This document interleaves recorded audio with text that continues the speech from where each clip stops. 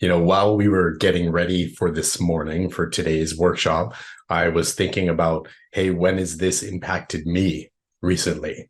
And I looked back, and last week we had a brand new client, and we were doing the first workshop for them. And I went and clicked the link to join the meeting, and it said invalid link. And my normally all dependable brain kind of freaked out. And I said, what am I going to do? And here's what it came up with: nothing, nothing. You know what that's like when something is like, and all of a sudden your brain sort of stops working, doesn't it? Right? I've also am reminded of a time in a meeting last week. If we think about how many times do we get frustrated during meetings, if it's not a daily occurrence for you, then congratulations, right? And the idea was that we were kind of running out of time and we hadn't gotten to the things that I wanted to get to. And there were people talking and they were sort of going on. And I found my frustration level rising, and I was spending more time pushing down my frustration so I didn't act badly or show something weird on my face.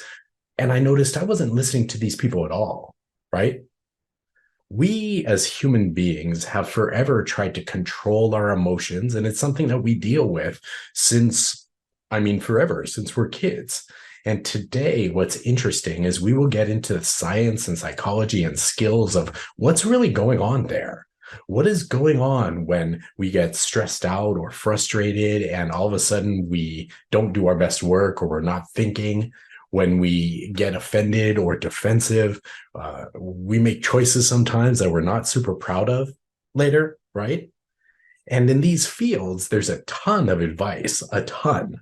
There are a ton of experts who want to talk about their chosen field. And what's also interesting is there's an awful lot of real deep scientific research around emotions and around what actually works for managing those emotions. At Gravity Learning, we are not that into advice or platitudes or, hey, you just have to care. Let's all hug a coworker. Instead, we unpack the jury journal, professional peer-reviewed articles that say what's real in the world of organizational psychology. And then we kind of turn it into, okay, so what can you do with it in a way that works and that you can use right away? You won't get any 18-step models today for managing emotions. You'll get a 3-step model, though, and it works. You might consider grabbing something to write with. The research shows pretty conclusively when we write something down, it stays 3 to 4 times longer, and comprehension goes up 40%. We understand better when we take a note. And the good news is that after this workshop, we will send out the slide deck and a cheat sheet and other supplementary materials, including a video, right? So if you're more of a kickback kind of person, then congratulations. My name is David Lieberman. I'm one of the founders of Gravity Learning. My background is in clinical psychology and learning and development leadership. And we started Gravity looking at breaking some of the status quo things that revolve around, let's all just sit down and take a workshop, right? Even if it's good, off it goes.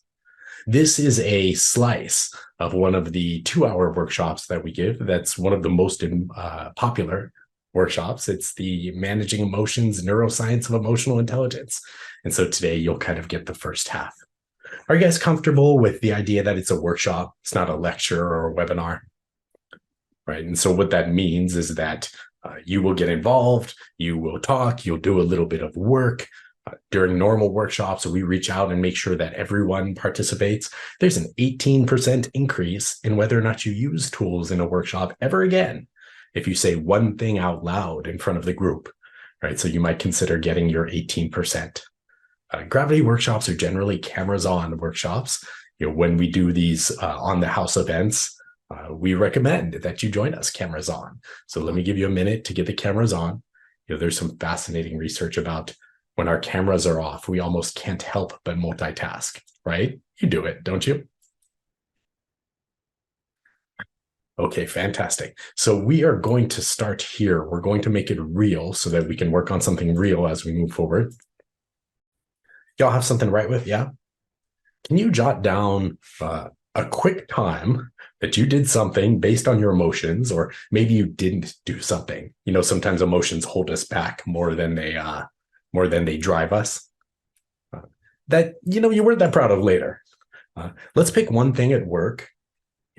We focus at work because usually work is paying. And let's pick a home thing as well. For me, I rolled my eyes, a little eye roll, like, okay, the other day, and that didn't turn out that well for me. Right. So let's write down a little thing. You might consider choosing something that you're comfortable sharing. Right. A huge part of learning is talking.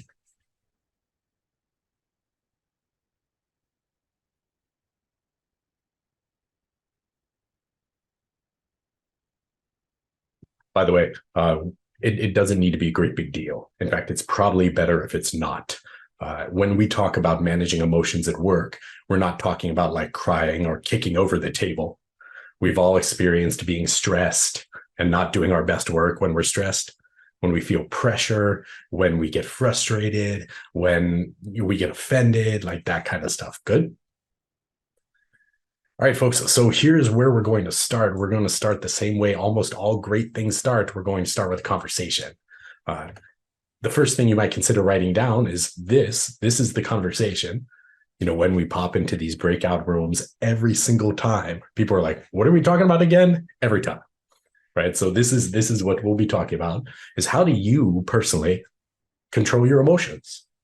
And we've all developed tools and techniques. Yes.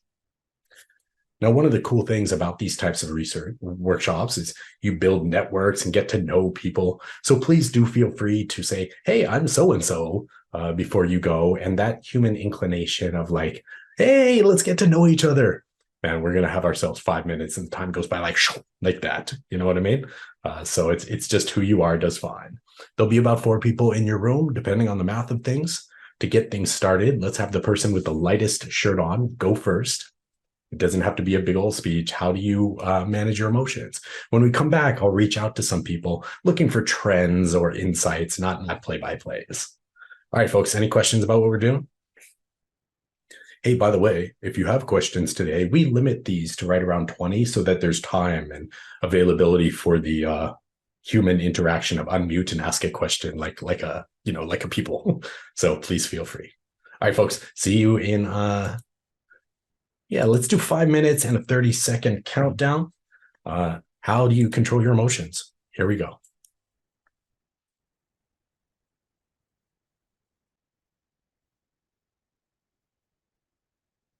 All right, so here we are. It's kind of interesting to speak about, isn't it? Let's reach out to some folks. Why don't we go to, let's see here. Why don't we go to Nalakshi, and please let me know if I'm pronouncing your name correctly. And then we'll go to Kate Lopez, and let's go to Brian. Hey, Brian, good to see you. And you can say a little bit about, were there any trends in your discussion? Any insights? It doesn't need to be a play-by-play. You don't need to read your notes. Like we're just looking for like 20 or 30 seconds. Nalakshi, can you kick us off? Sure. I think what we shared summarized to try to center yourself with something, probably change your posture, be more aware of what you're doing, write something down so that you don't actually say it out loud, but then you have it somewhere and then you can calm down about it later. Yeah. Yeah, and then taking feedback and then trying to change. So we've got changing posture, but there's some interesting, fascinating research about the way that you stand and controls some of the hormones running through your brain. A Mhm. 15% inclination of your head, raising your head, also measurably increases dopamine. Like you guys might try it right now. Right? And then what I really loved is you're saying, hey, let's get aware. Let's write. Let's make a list. Let's take in feedback. It's all, on purpose kind of actions, isn't it? Fantastic. Kate, how about you? What can you add? Oh, Kate. Well, my group noticed that our bodies get tense and struggle with the physical feelings when we get our emotions. And distraction is probably the best word. Someone watches YouTube or takes a snack or steps out of the room but distraction seems to be a theme. Interesting. So we've got a number of behaviors, and they all kind of boil down to let's distract ourselves from this craziness thing that's going on with us. Oh, I love it. Like so much of that falls into that. Watch a video, go for a walk, do a this, do a that. Nice. How about you, Brian? Yeah, we had a couple of great conversations, some of which centered around knowing which emotions to suppress and which emotions to embrace. I usually prefer to lessen the anticipation. So I'm not anticipating a certain result or outcome so that the level of disappointment doesn't work you up. And then also remembering that other people aren't as personally invested in what you do as yourself.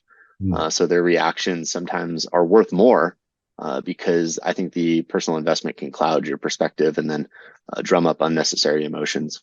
So it's that idea about predictive thinking. You're looking forward. Here's what'll probably happen. So I'm not surprised, right? Surprise emotion is a strong emotion, isn't it? Right. And then recognizing that effect that other people have on us, it's so complicated, isn't it? As social beings. All right, people, great. It's neat to think about, isn't it? You know what's interesting here is that there is an answer to this question. There is an answer to how do we control our emotions. Ready? Here it goes. If you want to take a note, this might be the big pop here, or at least one of them. Here's how you control your emotions. Ready? You don't. We have emotions. We don't control our emotions. We have them. Now, of course, we can respond to our emotions. And the response that we have will sometimes increase or decrease arousal of that emotion. And I don't know about you, I have forever, well, before I learned this stuff, forever kind of beat myself up a little bit about like, David, why are you so emotional? Why don't you think first? And the real answer is because you can't. That's not a human being thing. Let's describe how it actually works. Can you all see the screen okay? Right. So here's your brain. You can tell it's you because it's labeled you. And down here on the bottom, we've got the brainstem, which most of us have heard is where fight and flight and ducking and automatic response all comes from. Yeah. Behind that, here in the experiential cortex is, let me zoom in on it so you can see just how yucky it looks, is where we experience most of experience. You know, when you're just kind of walking down the street, minding your own, most of our thought just kind of hangs out right there, right by the top of the brainstem. So here's what's starting to get important. If we notice, like, hey, what's on top of the brainstem? We have this stuff sort of hanging out here. Yeah.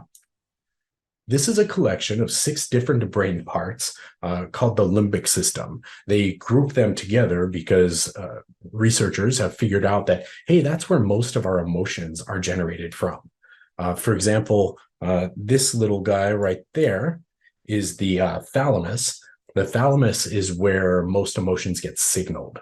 Right? It says, hey, David, feel sad or feel happy or feel disgusted, right? All those emotions, the thalamus goes, do it. And then a different part of your brain does it. Down underneath here, this part that's colored green, that's the amygdala. The amygdala is basically the alarm bell for your brain, right? Some people talk about fight or flight, but that's not really what it is. The amygdala is the part of your brain that goes, whenever let's say your leader calls and you see their name on your phone, and for a split second you're like, or somebody at your work is freaking out, you kind of start freaking out. One monkey freaks out, all the monkeys freak out, right? Now, of course, there are other parts in the limbic system, and if you want to get deep down into it, there are Wikipedia holes that you can fall into. And here's what's important. Ready? Experience starts for us generally in the brainstem. Even things that you see or hear, they don't get processed first in the auditory parts of your brain. They get processed in the brainstem, right? So if you duck without thinking about it, that's why, yeah? And the brain is it's an organic piece of matter. Thought doesn't just appear in our brain.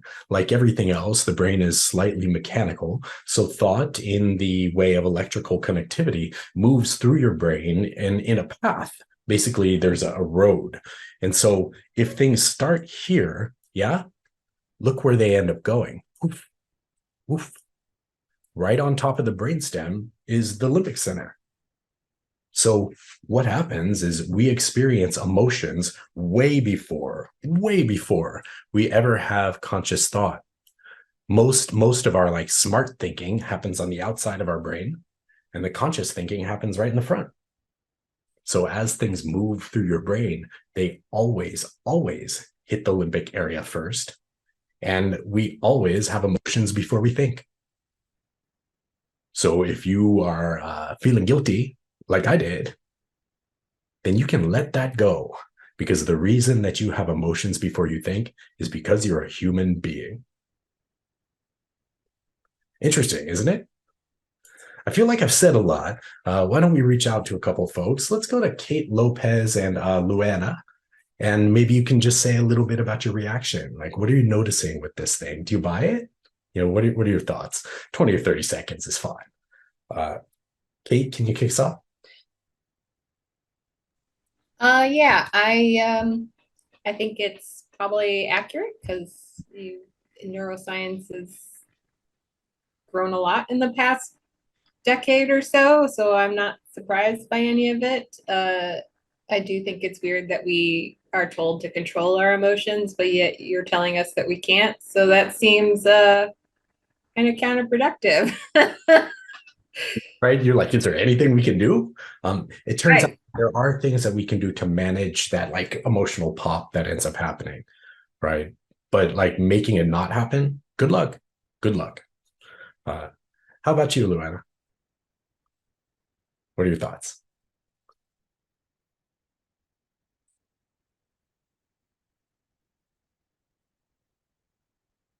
All right. Luana is either desperately trying to answer and is stuck on mute, or who knows what's going on.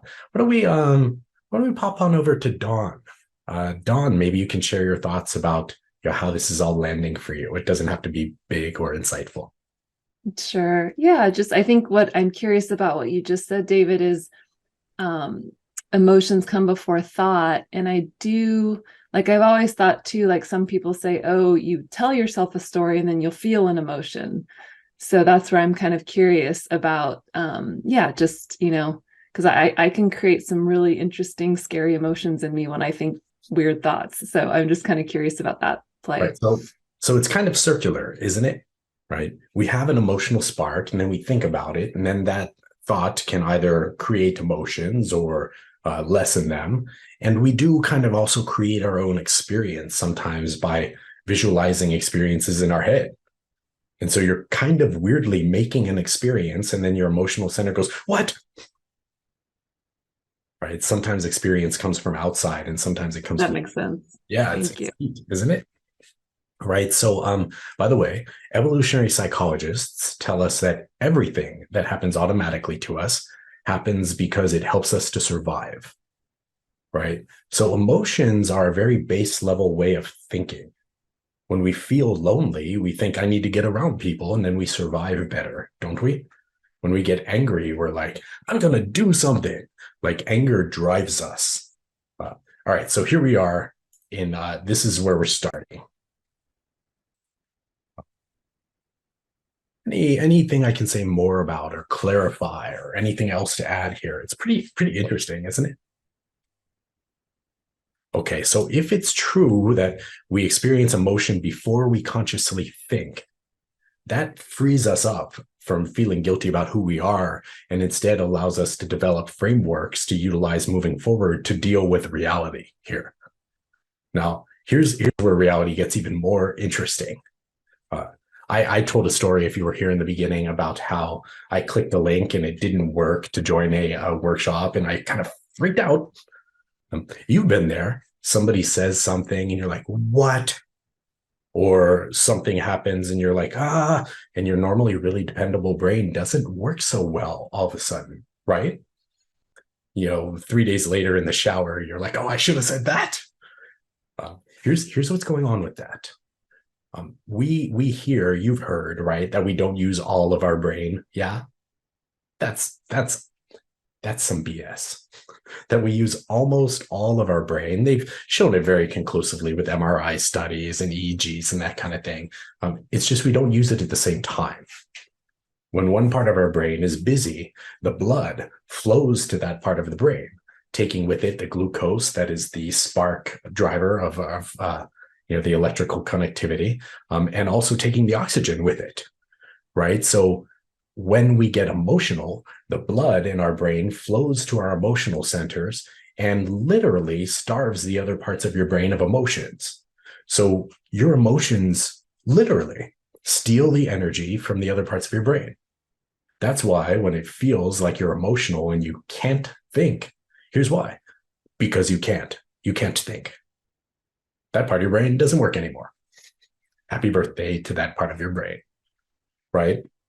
And you've seen it happen the other way as well, where sometimes you get so caught up in thought that you can't do anything. You feel frozen because the parts of your brain that are responsible for doing, they're starved as well. Good.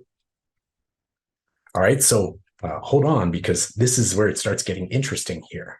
Because, I mean, it's already interesting, and this is where it starts getting like, here's the thing you can do. Because it works the other direction as well, right? If the limbic area is stealing the blood from your brain and making the rest of your brain shut off, here is the secret. Ready? People are like, how do you calm down? It's not by somebody telling you, hey, David, calm down, right? The secret to emotional de-escalation is activating other parts of your brain. Some of you said that the way that I calm down is I go for a walk. Yeah. When you go for a walk, the motor cortex activates. It has to, or you'll fall down, right? Takes blood from the limbic center, and all of a sudden you're chill. Some people exercise. Some people do other things like writing. Almost everything we do to calm ourselves is really just activating another part of our brain, which stars our emotional centers. It's neat, isn't it? Now, there is something else that's happening. People are always saying things like, hey, you have to breathe. You have to breathe. Breathe, David, right? You've heard that. And if you can make yourself do it, it kind of works, doesn't it? Here's what's happening. There is this interesting system of nerves that goes from the back of your head, like right next to your brainstem, all the way down through your body, and it hits most of your major organs. It's called the vagus nerve, pronounced like Las Vegas, spelled a little bit differently. That nerve has a lot of interesting things that happen. For example, when you freak out, it tells your liver, hey, liver, stop working. The liver doesn't need the blood, your muscles do, right?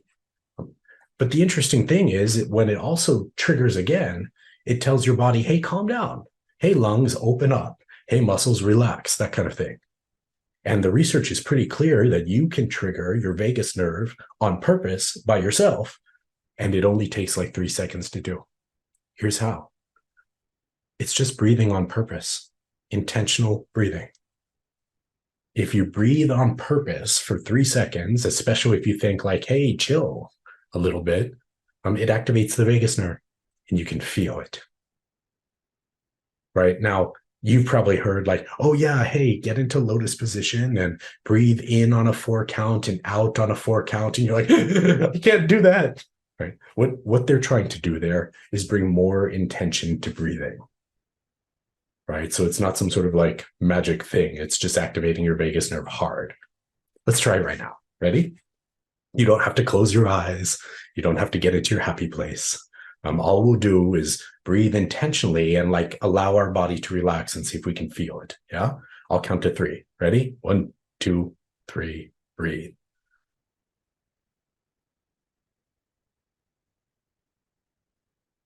3. Can you feel it? It's pretty interesting, isn't it? That's the science behind what's going on with that, hey, just breathe. Now, if you want to get a little bit deeper into it, there are some pretty clear studies that say, hey, if you do this, this works. And if you do this, this works. And if you do this, that works. And so what we're going to do today is take the top 3 clinically shown things that work for managing emotions and put them together into a framework. This framework is shown to be the #1 way that you can manage emotions while you're having an emotional rise during work, during meetings, at home, wherever, right? And by the way they measure it is whether or not people say they had a successful outcome. So let's look at the 3 steps. You can write them down if you want, and then we'll kind of dive into each of the 3 steps. Here we go. At Gravity, everything we do is step-based, right? Knowledge without a how to do. I mean, why bother, right?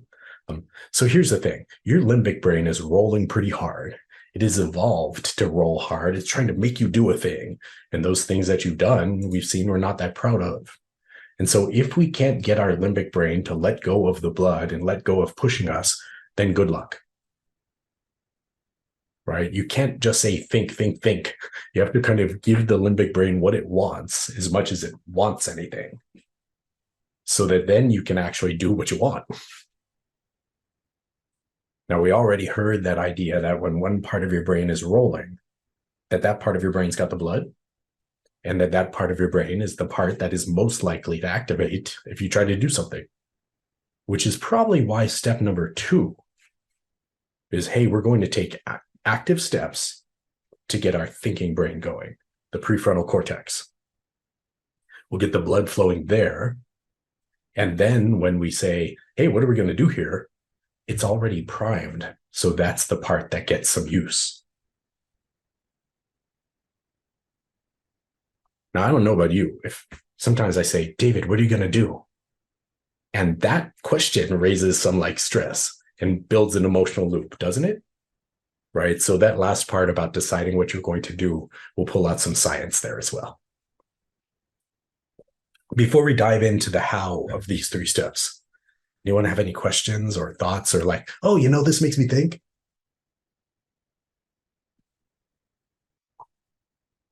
Yeah, Joe. Yeah, this Would you- model is really interesting. Thanks for calling. It's very interesting because I find myself, one of the things I do is, let me do something as a reaction, like, what can I do? What can I do to solve the problem? But then I'm realizing, based on your model, is I kind of skip a couple of steps. Like, don't be in such a hurry to get, start doing something, but like, take a moment, or yeah. Yeah. Right. And we do that. We're like, what are we going to do? Come on, brain, go. And our brain is either automatic thinking based on emotions, or it doesn't work because the other part of our brain is rolling hard. Yeah. And then someone with one of the coolest names in our workshop, David, what are your thoughts? Thank you, David. I want to make sure that I'm understanding the terminology correctly. At the beginning of the workshop, you indicated that we cannot control our emotions. Now it looks like we're exploring the 3 top clinical ways to manage our emotions.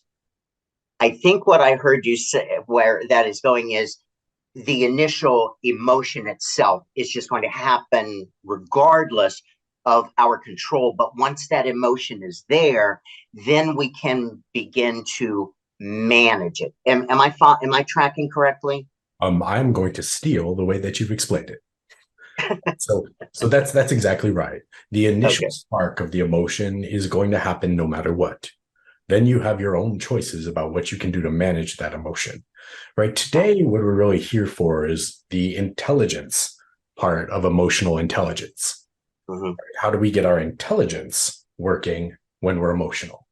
Right? At work, the option to like go for a walk is not always there. Right? So instead, we get active thinking going. Thank you. Yeah. All right. Thank you. You're welcome. Hey, show of hands, we can see you. That's one of the beautiful things about cameras on. Yes. Raise your hand if you suppress your emotions.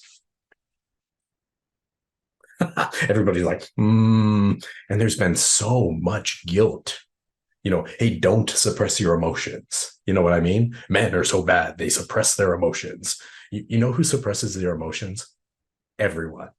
Every single human being clamps down on our emotions. That's how we've learned to control our behavior. That's how we've learned not to be little monsters, right? It starts happening when we're about 3 years old or so, right? So the normal way that we manage our emotions that we don't want is we kind of clamp down on them. You're sitting there in a meeting and you're like, oh man, I'm getting frustrated. And you're like, you know what? You sort of push that down so it doesn't show on your face, or you don't do something you're sad about later. Yes?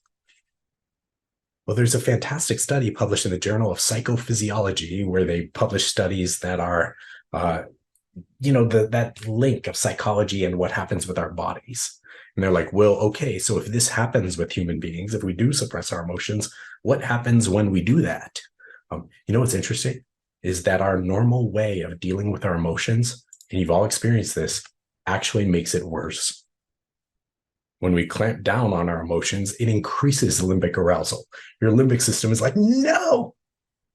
It does, doesn't it?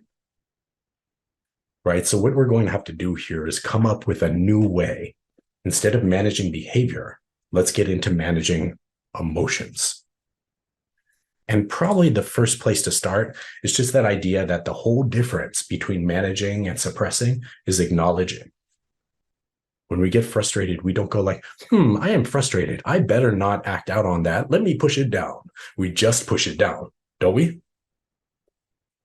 All right, so here we go. Here comes the science. This comes from a game-changing study published in the Journal of Emotional Review. And what they were really looking at is, we've been told like, hey, it's good to talk about your emotions. We've been told that for a long time. And so they were like, but hold on, is it really? Like, what happens to us physically when we talk about our emotions? Because sometimes it makes it worse, doesn't it? For me, the biggest thing that came out of this study was that there's a very simple way through it. Your limbic system, the emotional center, reduces arousal. The electrical flow in the blood releases when you do one simple thing. It's like a clickbait, this one simple thing. Here's what it is. It's labeling the emotion. They call it affect labeling, if you like to have big psychological terms to throw around at parties. Right? So if I stop and say, hey, I'm frustrated right now, which is what I did in that meeting. I clicked the link, it didn't work. I freaked out and I went, oh, hey, David, you're freaking out. And all of a sudden it went, whew. Now this thing on the screen here was made up by a psychologist named Plutchik. He was trying to map emotions. He was saying like, hey, happiness is the opposite of like anger and kind of the opposite of fear. He's trying to do opposites. And people were like, yeah, Plutchik, I like that wheel though. I know someone who has 2 teenage daughters at home. She has this thing cut out and put on her fridge. She says there are a lot of emotions in our house and we're not always sure where they're coming from. And when there's emotions going around, we kind of go up to this thing and we're like, here's what I'm feeling. And she says, and it makes it better. Now, I'm not saying that you should print this thing out and cut it out and put it on your fridge. This is the #1 requested slide at Gravity Learning. People are always emailing us, can you send us that wheel again? Right, so please feel free. It's kind of neat, isn't it? All right. Hey, earlier you wrote down a couple of times where emotions cause you to act or not act in a way that didn't lead you to feeling proud later. Yeah. On your paper where you wrote that down, can you label the feeling that you were feeling? What feeling were you feeling? You know what's cool? You don't have to be right. Don't argue with yourself. Is that a feeling? If you write it down, you've done it right.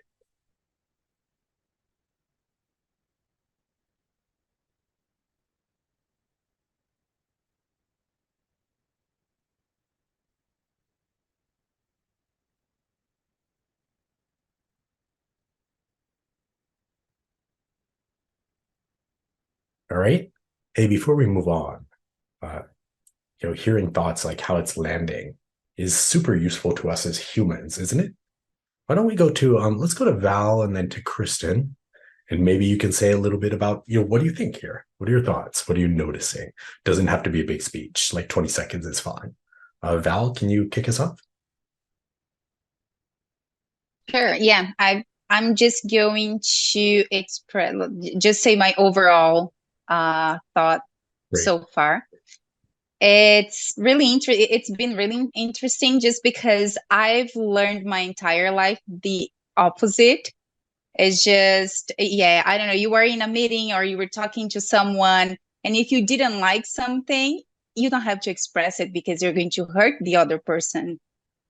But then by my understanding now, like, you're not hurting someone else, but you're hurting yourself because you're suppressing your emotions. So yeah, why do we hurt ourselves not to hurt others? And sometimes it's not gonna be anything about hurting. It's just like the other person is gonna get it, or you're just expressing yourself. And yeah, so overall, I'm just being a bad person to myself. So I need to change urgent. That's a thing that we could write on the wall. Why do we hurt ourselves to avoid hurting others?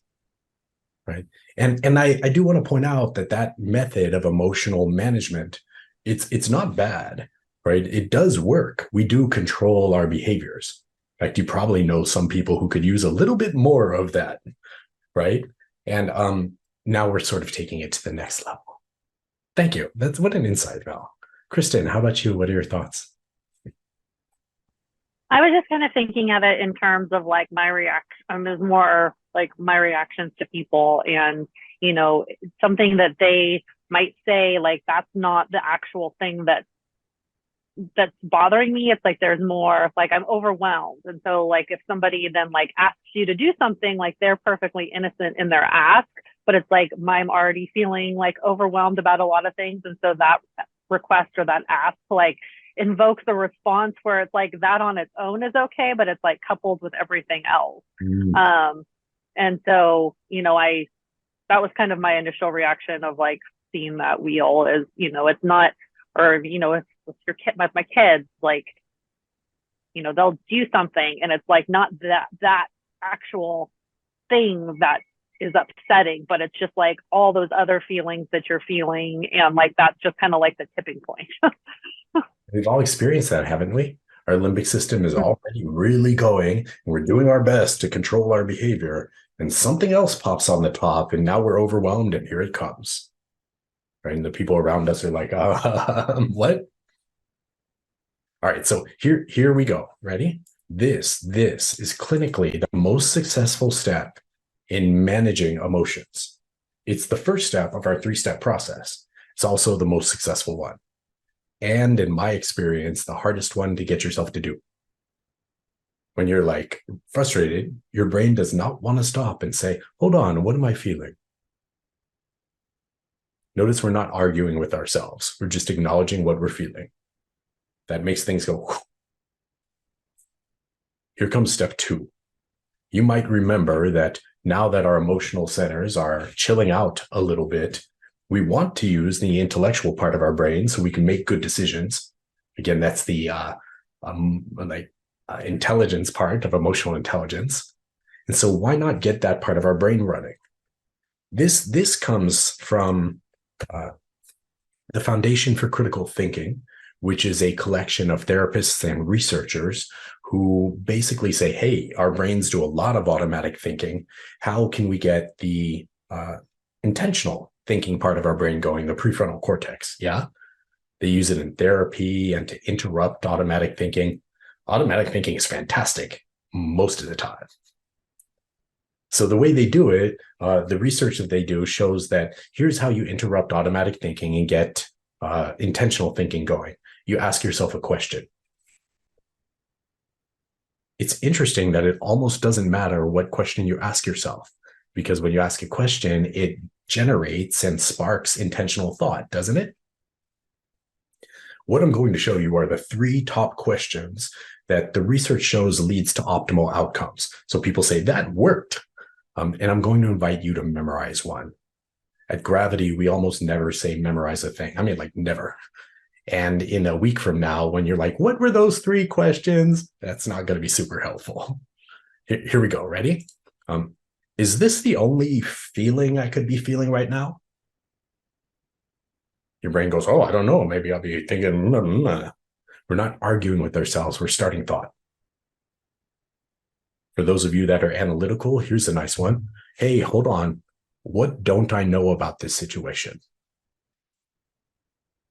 The Department of Defense spent 2 years of your tax money, if you're from the US, figuring out a way that soldiers can get unstuck. And it's what do we know? What don't we know? What are our options? Right? So unsticking means getting your brain working, doesn't it? This was one I use at home a bit. And it's for when a person is what's triggering that feeling. It's what reasonable explanation could this other person have for acting this way. Right? Now, I mean, in real life, they might be being a jerk face. That might be their reason. That doesn't matter. We're not trying to argue with ourselves or excuse their behavior. We're just trying to get our brain thinking. If you say, I don't know, maybe they got up on the wrong side of the bed or something, you've done it correctly. All right, so hey, real quick, the research around memorization shows that it takes 20 seconds to memorize one chunk of data, meaning that 80% of you will still have it 5 minutes later. I'm going to set 20 seconds. You can use your own technique. Let's memorize the one you like. Do y'all have one? Ready? Go.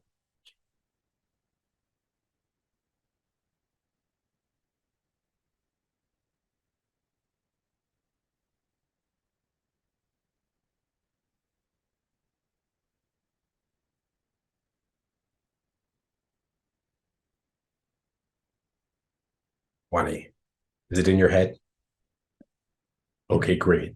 So the structure that is most linked to positive outcomes is we say, hey, what's this feeling that I'm feeling right now? Oh, I'm feeling frustrated. I'm not getting my turn to talk in this meeting. I'm feeling frustrated. Is this the only way I could be feeling right now? No, I guess I could I've done step 2. No, I guess I could. We're done. Hey, real quick in the chat, let me wake up the chat. Hi. Which one did you pick? 1, 2, or 3? It's always interesting to see. 2, 1, 2. Oh, Alicia got all 3. You overachiever. 2 and 3. For me, I don't know why I picked the first one. That one works for me. Later, after I had it memorized and, I added the second one, which helps me a lot in my home life, actually. All right, so here we are. There are only 3 steps. We've got label the emotion, ask yourself the question. As soon as your brain starts thinking, you don't need to overanalyze yourself. As soon as your brain starts thinking, you're good. Now it's time for the third question. The third question is basically you say, hey, what am I going to do? Right? But the thing is, we already acknowledged that what am I going to do can spark emotions all on its own. And now you're stuck in a weird cycle, aren't you? Every year, the American Psychological Association sets a bunch of researchers on a question. They say, hey, can we figure out what the heck, can we finally put this one issue to bed? And those researchers spend all year, and then they present their findings at the annual review of psychology. They usually do it in some place cool like Vegas or Hawaii. And in 2014, they were like, there's been 30 years of research about how emotions affect decision-making. Can we put that question to bed? And they said, oh yeah, absolutely, totally. And here's when emotions affect decision-making. Every single time, always. I'm not an emotional decision maker, then you're not a human being, right? Because every single time, always, we check back and forth with emotions and feelings, right? And so the idea that we're going to try and make a decision and not have it be emotional, good luck. So then the same researchers were like, well, is there anything we can do to reduce the emotional impact? And they're like, oh yeah, totally. They found a bunch of studies that show decision scaffolding, which is basically putting guardrails on your decision, reduces the limbic impact.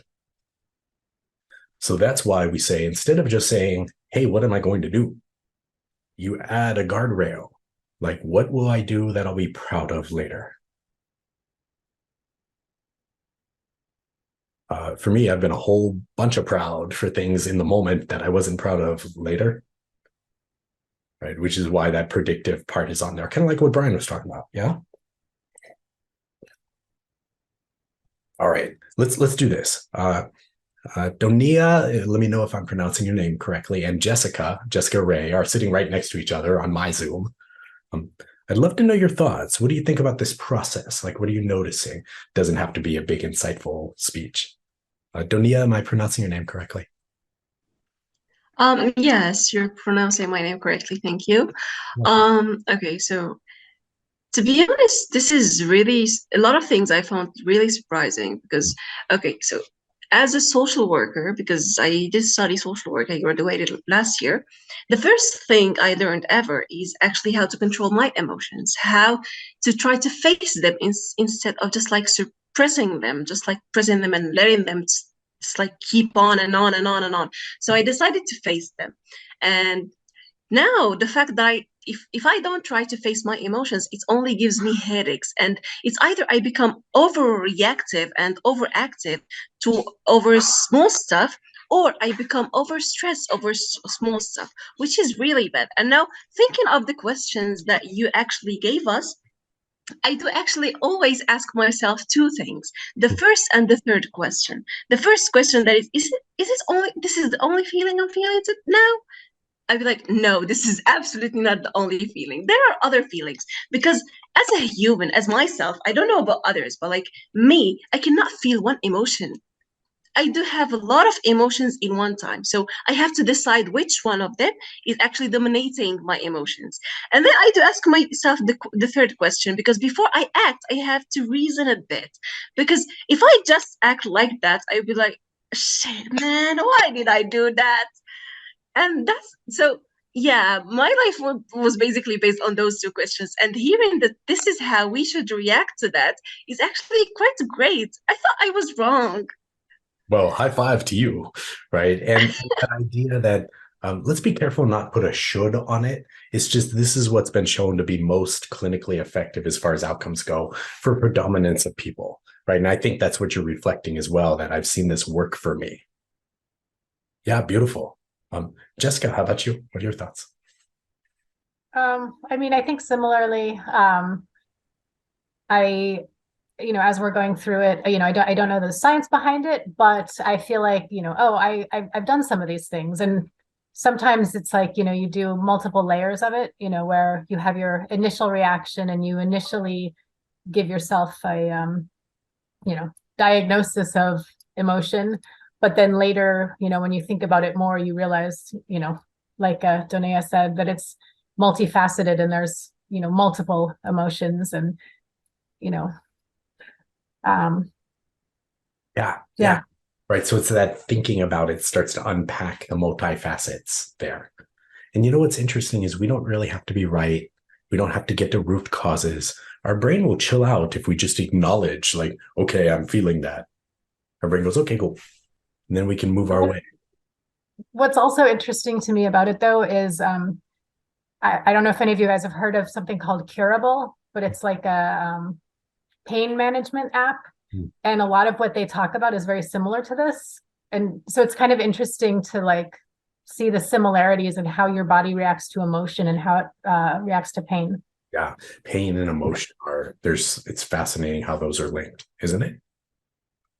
All right, so here we go. Normally during the 2-hour workshops, we say, okay, let's do it for real. And doing it you're on your own the first time is a little rough, isn't it? Right. So we reduce some of the limbic load by partnering you up with a partner, and your partner gets to play your like emotionally intelligent brain. Today, we're going to kind of do it with on ourselves. Yeah. In the beginning of the workshop, we thought about a time at work where our emotions led us to do something we weren't proud of later. Maybe we sort of snapped at somebody, or we replied to an email faster than we should have, or we got frustrated in a meeting and didn't listen or didn't do our best work because we were overly stressed. Yeah. Here, I'll play your partner in this case. Can you label the feeling that you are feeling right there? If you're saying, I was frustrated or I was angry, you might consider that anger is always a response emotion, always. You might ask yourself, what did I feel before I felt angry? Frustration is anger light. When I started getting frustrated in a meeting, I was afraid. Okay, ready? Do you still have your question memorized? Go ahead and ask it to yourself in your head. Is your brain thinking now? Great. Well, then what could you have done that you'd be proud of later?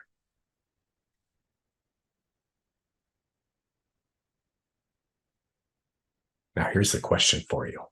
We are sitting here talking about emotions and emotional management at work. Most of us are at work, yeah?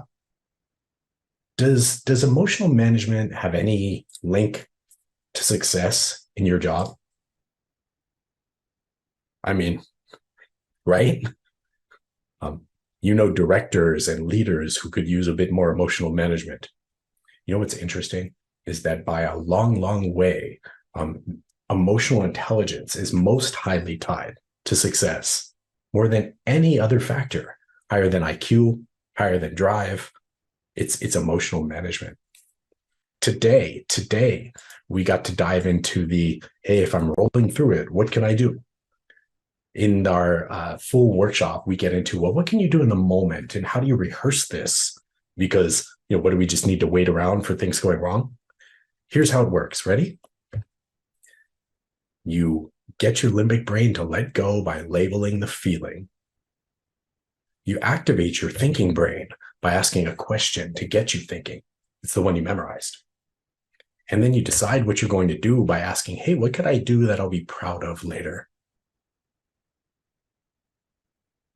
You know, the studies show pretty conclusively that when we end workshops like this, something ends in our brain too. And we're like, that was nice, off it goes. Which is why in Gravity, there's always a couple of little assignments to transfer the learning into the real world. So you were probably like, where's the homework, teacher? Well, happy birthday, because here it is. It's an easy one. It's just talking to somebody. Who can you talk to about activating an intelligence when you're emotional? Maybe it's like, oh, I learned about like how we have an emotional experience way before we think. Maybe it's something about affect labeling. Just by naming the emotion, it lets your brain let go of that emotion. It's so weird, isn't it? When will you talk to that person? You know, we have a workshop called Real World Time Management where we unpack the research about time management. I'm going to spoil some of it. The most impactful thing you can do, period. There's a 93% increase in whether or not a thing gets done. And that thing gets scheduled at a specific time. It's about due on dates, not due dates. Pretty neat, yeah? So this 1 hour slice of Gravity is how most of our workshops work. We approach, here's what's really going on with the science. Here's what the research says. That part is so interesting, isn't it? And then we pivot it towards what can you do about it? Let's talk about it. Let's make plans. Let's rehearse. We don't role play, we rehearse. Hopefully you've enjoyed your time with us here today. If you want to hang out and get like nerdily deep into this or ask questions that you weren't able to get to today, I'm with it. I'll be hanging around for up to half an hour. We do this for all of our workshops. So I invite you to stay with me. And otherwise, it's been a pleasure. And I'll see you next time. For Gravity Learning, my name is David Lieberman. Pleasure, everyone. All right, folks, we are going to open it up to open questions or comments or thoughts. If you've got something like that, you can type me in the chat.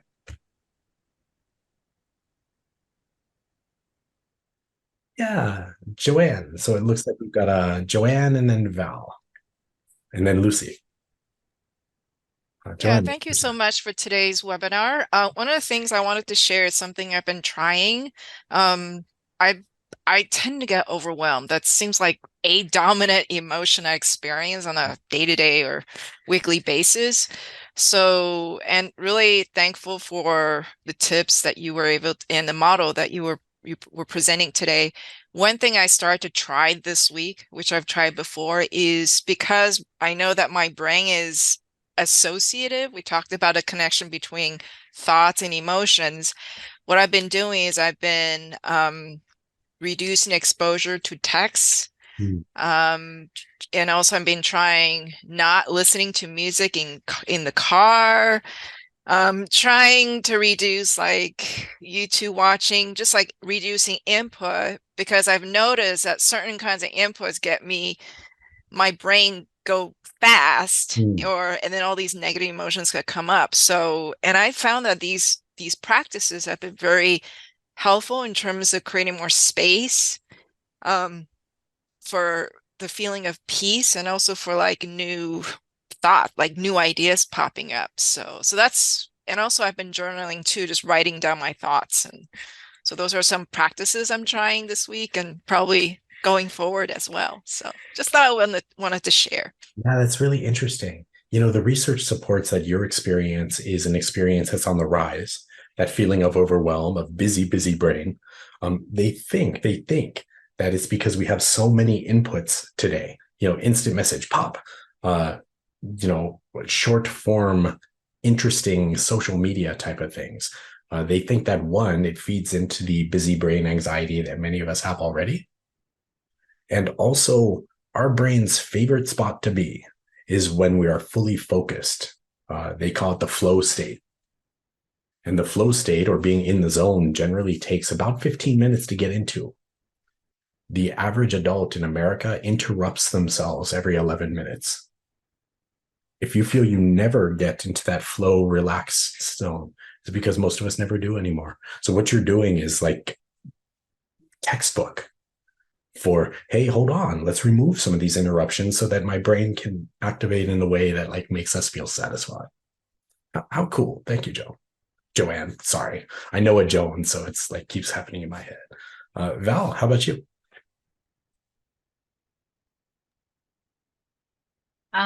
Yeah, thank you so much. It was really nice. And when we were in the breakout rooms, I was telling the other ones that I'm very reactive sometimes. And then thinking better about it, the two opposite things, I'm very reactive, and sometimes I close down a little bit and I don't say anything. I just listen.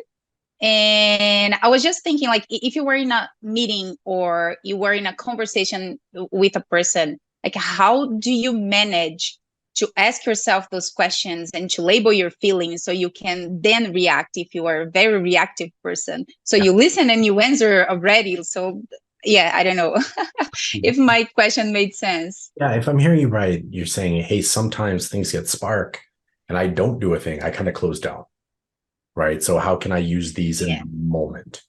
So let me. And also the opposite as well. I'm sorry to interrupt. It's just because sometimes I'm really reactive. So like, how do I get time in a conversation to label my feeling, to ask myself the question, and then react upon things?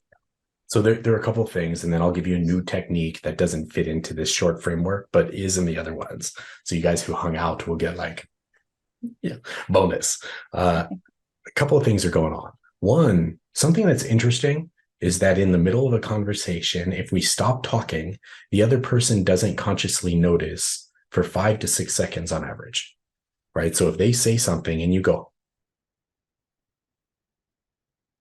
6, right around there is where it starts getting really weird, right? That is a good amount of time to go, I'm feeling shocked by this person's answer. Right, we can get that first emotional reduction out there. Right, that's one thing that we can do. That we have more time than we think. Right, in the middle of a conversation, we do more than one thing with our brain all the time. Right, so you might set your brain on this a little bit, and then here's something else. This comes from the world of anxiety therapy, where what they were most interested in, they first were doing research about like therapists. Hey, can you tell what's going on in someone's brain by the tone of their voice? And the answer came back, well, no, duh, we're all there. And what they also found that was most interesting is, how sound has a sound wave? Yeah. And our brain has a brain wave. They found that the sound wave and the brain waves match. Right? When your brain is going, whoop, whoop, whoop, whoop, whoop, whoop, whoop, whoop, then your voice goes up and fast like that. Like they match. It's not just they're kind of close, like it's a match. So another group of researchers said, well, I wonder if it works the other way. They recorded people's voices, modulated it so they sounded like calm or anxious, and played it back to them and watched their brainwaves with EEGs. And they found it does work the other way. And the cool thing about it is we don't have to record our voice and play it back to us to hear our own voice. You hear your own voice all the time. When you calm your own voice, it calms your brain. Now, note I said calm, not slow. Slow is putting the brakes on. Calm is moving forward, isn't it? What worked for me is somebody said, hey, David, channel your inner NPR voice, or, your cool podcast sort of voice, right? So you channel a little bit of that. By the way, I'm doing it right now consciously. Can you kind of hear how my voice is sort of like smooth and calm? My brain is smooth and calm right now too, because my voice is. So in the middle of conversations, when you're like, what? When you continue through those conversations, you might consider calming your voice. Now, it does have an effect on the other person as well, except when we're trying to control other people, they see it, right? It goes wrong. So Val, I know I said a lot. Is that helpful for you? Very helpful. Thank you so much. You're welcome. Thank you, Dawn. All right, we're next to Lucy. Thank you. I just happened to notice that everybody except one person is on the female side of the gender. So I'm wondering, like, is this a tendency that you notice in, this type of trainings, and like, why? Guys don't have emotions? I noticed that as well. We did have 2 men here today. And in this workshop specifically, there are generally more women than there are men, but it's not like that kind of breakout. In fact, we often find that at the end of this workshop, the men are more like, oh, because they made it okay with the scientific reasoning type of stuff. We think they're not really sure that much of our culture and maybe part of our biology makes it more okay for women to talk about emotions, the safety of it. And so that when that's more okay, they're more okay to come to workshops like this. What's interesting though, when we do paid ones, it's much closer to 50-50. Much. Right. So I don't know what to say about that. Interesting fact. Thank you. Thank you for pointing that out. That's had me thinking as well. All right, what else? I mean, a lot of our reactions is because what they do, right? Or what they say. Yeah. I mean, there is like a thing within culture about like, hey man, you need to like chill on that emotion thing. Especially at work, we had our colleagues, our coworkers, and we obviously they say they do things, and then we experience those things, hear what they say, and all different type of emotions come up. So, well, I don't know if y'all noticed in the beginning, I made a very clear, like, careful point about, hey, we're not talking about people crying or like throwing a fit. mm-hmm. Hey, I got frustrated. Hey, I have a little like, going on. I get overly stressed and now my brain doesn't work. It's the things that we deal with over and over and over again in a workplace scenario. Mm-hmm. Right. And so this works for that as well. When I was in that meeting where I was frustrated, I said, hey, David, you're frustrated. Oh, is this the only way I could be? And I'm like, no, I could probably be, what else could I do? And I was like, well, I could listen to this person. I could listen. And my whole mind shift is really neat. This thing works. Thank you so much, David. This was very helpful. Thank you. Appreciate it. What else, folks? We've got time. Yeah. I'm sorry. It was a question I was trying to remember, but it just popped up now. Thank you. Okay, so it's about feedback, because Val, I guess, said earlier that why are we hurting ourselves instead of hurting others? So I was like, okay, so this is when it comes to the importance of feedback, right? But like, we don't know how to give feedback without hurting others and without hurting ourselves also. So how do you think we can give this feedback with keeping this emotional management? Yeah, good. Thank you. And to be fully transparent, we have a whole workshop called Giving and Receiving Effective Feedback, and it's our most popular management workshop. Probably because we all get it. Right? Do you know feedback, like frequent feedback, is number one as far as motivation at work goes? And by frequent, they mean like the, hey, I got some feedback for you kind of feedback that happens like once a week. So I'm going to drop a good amount of stuff on you here. And And then if we ever experience that workshop together, or if with one of our other facilitators, we'll take a much more careful approach. Good. The model that works with feedback is designed specifically to avoid defensiveness and to move towards behavior change. They don't need to like hear our thoughts. We're trying to get behavior change. Yes. Right. So there are two things that you can do to start that. This is pretty interesting. You've heard I language. David, when you do this, I feel like that. Somebody just made that stuff up in the late 60s, 1968. Right. It has no clinical basis in like fact. Where it comes from is they've known for a very long time that the biggest thing that triggers defensiveness is when people think you're talking about them. We get defensive about who we are, don't we? Like our competency, like that kind of stuff. And so the word that triggers defensiveness is the word you.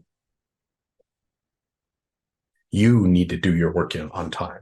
You said you would, and now I'm talking about you. It's weird with the language. And if we pivot the language to remove the word you, to say work needs to get turned in on time, or, hey, there was a commitment that I would see this by this date and I didn't. I'm talking about what happened, not necessarily about them. I mean, they still know I'm talking about them, right? It's just we've avoided the like psychological trigger word. So that's something you might keep in mind. And then there's a model. This model is the one that reason we use it is because it's the overlap of like not too many steps, so people actually do it, and it works. We made up an acronym for it. We call it the big feedback model. Here's how it goes. The B stands for behavior. What behavior did I see? Not how did I judge it? Not what do they need to do? Not how are they acting? What's their behavior? They weren't rude. They spoke over someone in a meeting. They don't need to get more organized. They showed up to a meeting and didn't have answers, right? It's what actually happened. Behaviors first. Then people are like, yeah, but this and that and that and this and blah, blah, blah. And the thing is, it doesn't matter what they did really. What matters is the next part, the I, the impact of what they did. When people are spoken over in a meeting, they tend to hold back and people feel weird and like we don't get that teamwork and synergy and inclusivity. And frankly, it doesn't make you look that good either. Behavior impact. And then they're like, the G stands for growth. What do you want them to do? Now you can approach that in different ways. You can say, what do you think we can do here? You can just tell them. I mean, you're their leader, right? That's okay. It's okay to say, hey, I saw that Carrie got spoken over in the meeting a couple of times. And the impact of that is then she doesn't offer her thoughts and other people see it and they're more careful about it. And we don't get inclusivity. And it doesn't make you look great either. So what you might consider doing is waiting until she's finished and then asking her question. I know it comes from a good place. And, you know what I mean? It's behavior, impact, growth. The hardest part is the behavior part. We totally want to talk about they're not organized, they need to pay more attention, all this stuff doesn't help. Right. So I feel like I said an awful lot there. And the idea is what we're trying to do is avoid defensiveness. We're going to say this behavior has this impact. I'd love it if this happened instead. It works at home too. Is that addressing what you're asking about? Yes, absolutely. Thank you so much. You're welcome. What else, folks? I have a very unusual question. So, your cycle is very big. There are a lot of different categories. I feel like I have maybe 1/3 of those. Definitely not the whole range. And especially in the financial industry, right? When you sort of are trained not to react, are trained always to act rationally. And obviously 90% of our guys are, or, people on the table are all male, who definitely don't feel safe about emotions. So your techniques are great. They all are me oriented. So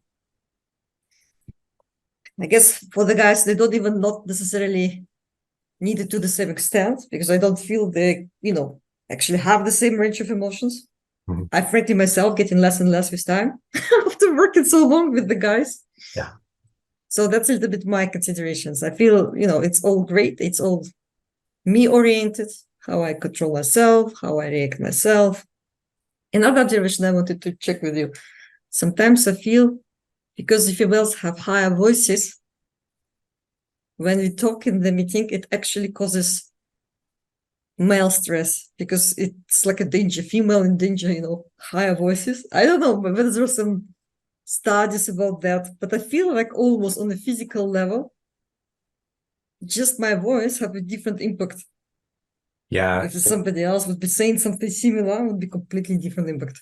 So you're saying some very, very interesting stuff there, right? The idea that we're trained not to react. We're not trained not to react. We're trained not to react in a way that people don't approve of. Correct. Right? And these type of dynamics get even more in traditionally male-dominated areas. One of our people who works here at Gravity, her name is Dr. Megha Makam. She's a neuroscientist from Stanford. She's building right now a workshop about breaking the glass ceiling. It's about women in traditionally male-dominated workplaces. Right. So when you see that thing popping, like, please feel free.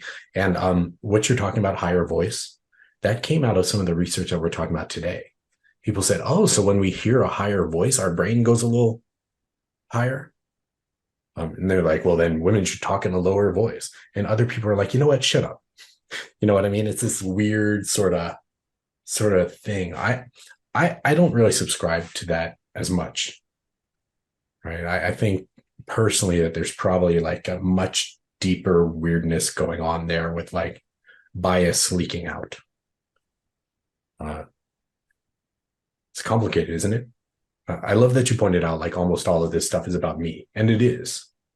Like emotional management and emotional intelligence basically pops into like two skill sets. It's personal emotional management, and then how do we manage the relationships? Right? We do have other workshops all about that kind of stuff as well, right? But like if we're freaking out, good luck with working with the others. Good. Thank you for that. Like that was some neat stuff. What else, folks? Annie, haven't heard from you today. Like, what are your thoughts? Oh, hey, we're in synergy there. Oh, you're still on mute. I'm sorry. I just a thought, and just to go back and on what Dunia's question is there a chance, like, if you're giving the big feedback and by any chance the person that you're giving it to is already, in defensive mode, is there a chance that, can you still break it and give the big feedback, or is there any way that the message come across? Yeah. The neat thing about like this type of work is that there's no magic bullet there, right? Even with professional conflict mediators, their instance, when they sit down and try to mediate conflict and use 40 years of research, they're still only like 78% successful, right? Which is way better than the less than half successful we are on our own, right? And so if I'm hearing you right, and you're saying like somebody's already defensive, can we break through that? There are ways, yes. And before I tell you, like, they don't all work all the time. So if you go try it and you're like, that didn't work, it was just more likely to work. Here's the largest way to reduce defensiveness. And I don't want it to sound trite, but it's listening to the other person first. We often have to give people feedback and we're like, why are they doing that? How could they possibly think that's okay? I need to go give them feedback. We skip that, like, why are they doing it part, and we just start telling. If instead we say, hey, I noticed this, and I'm hoping you can help me understand what's going on, we give them the chance to talk first. If you want to take it to like the super advanced level And you say, wait a minute, let me make sure I'm getting it. Is this what you're saying? You're saying that? They're like, yeah. Now they know you listen to them. If you can say, well, that makes sense because of this or that or that or this, you agree with them. Folks, it always makes sense. They're never, ever wrong. They felt what they felt, so of course they had that reaction. It always makes sense. When you tell people, like, I understand you, and like you're not crazy for feeling that way, that makes sense. People drop defensiveness in a big amount. The research around it shows that people are 300% more likely to be open to listening when they feel listened to. Right. So Annie, in our difficult performance conversations workshop, we don't start by here's your behavior. We start by like, hey, I noticed this. Can you help me understand? I noticed this. Can you tell me what's going on? Like, we listened first. I know it's a pain in the butt to have to be the one who listens first all the time. Gets real old. But you're the one who knows, so what are you going to do? Is that helpful? Does that answer your question? Yep, it does. By the way, let me round it up there. The biggest part is being able to tell them that they're right. Say like, well, if that makes sense. We're so used to people going, but that's not what I meant. And then you go back and forth and back and forth. Good luck with that. What else? This is fantastic. I had another question. Oh, yeah, let's go to Joanna and then back to Elisa. yeah. I was just going to say that actually that what you just said to each and every single one of them has answered all my questions, because we've all been there.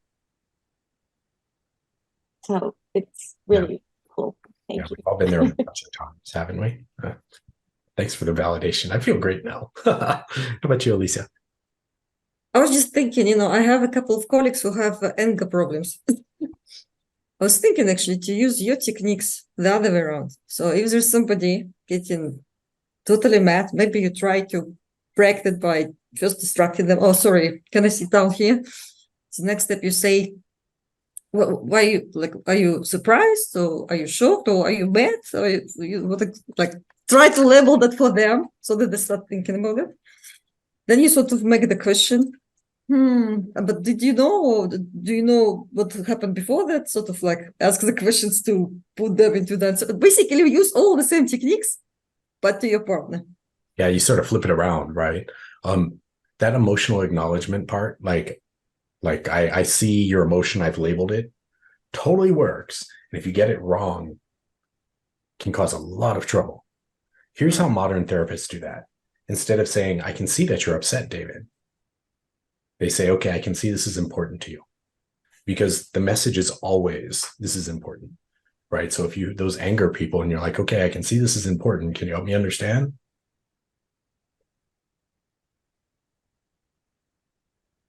I mean, you're not going to all of a sudden become their therapist, but that's more successful than most of the other attacks. Well, you don't want to become the therapist. You want them just to calm down for the first 5 seconds before they shout out. So, right? Before they do something what they regret afterwards. Of course, we want them to calm down. And we've all probably asked someone to calm down before and found how well that works.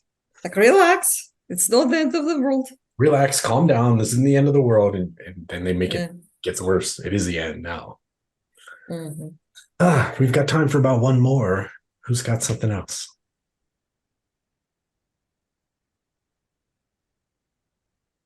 Well, folks, thank you, David. You're very welcome. Thank you. You're very welcome. Thanks for making my morning such a great start to a weekend. Enjoy, everybody. Enjoy. Thank you, David. Have a nice day. Thank Bye. you. Bye. Thank you, everyone else. Bye. Bye.